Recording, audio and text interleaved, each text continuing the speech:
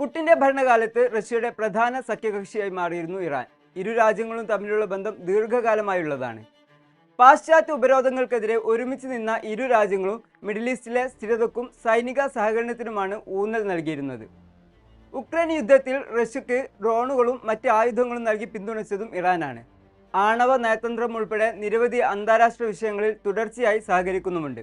എന്നാൽ വെനസ്വേലയിലെ പ്രശ്നങ്ങൾക്ക് പിന്നാലെ വരുന്ന ഇറാനിലെ അസ്ഥിരത മോസ്കോയെ ആശങ്കയിലാക്കിയിരിക്കുകയാണ്.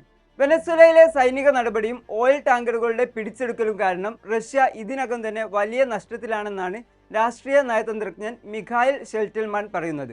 ഇറാനിലെ അസ്ഥിരതയിൽ അമേരിക്ക ഇടപെടുമെന്ന ട്രംപിന്റെ മുന്നറിയിപ്പ് റഷ്യക്ക് മറ്റൊരു സഖ്യകക്ഷിയെ നഷ്ടപ്പെടാൻ ഇടയാക്കുമെന്നാണ് ഷെൽറ്റിൽമാന്റെ വിലയിരുത്തൽ. തെഹ്റാനിൽ ഒരു വിപ്ലവം പൊട്ടിപ്പുറപ്പെടാൻ സാധ്യതയുണ്ട്. അതിൽ അമേരിക്ക ഇടപെട്ടേക്കാം. ഭരണകൂടം തകരുകയാണെങ്കിൽ വെനസ്വേലയിലെയും ഇറാനിലെയും എണ്ണയുടെ നിയന്ത്രണം അമേരിക്കയ്ക്ക് ലഭിക്കും.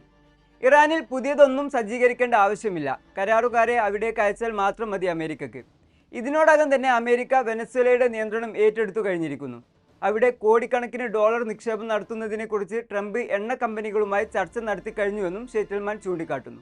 ഇറാനിലെ എണ്ണയുടെ നിയന്ത്രണം അമേരിക്കയ്ക്ക് ലഭിച്ചാൽ റഷ്യൻ എണ്ണയ്ക്ക് ആവശ്യം കുറയുമെന്നാണ് വിലയിരുത്തൽ.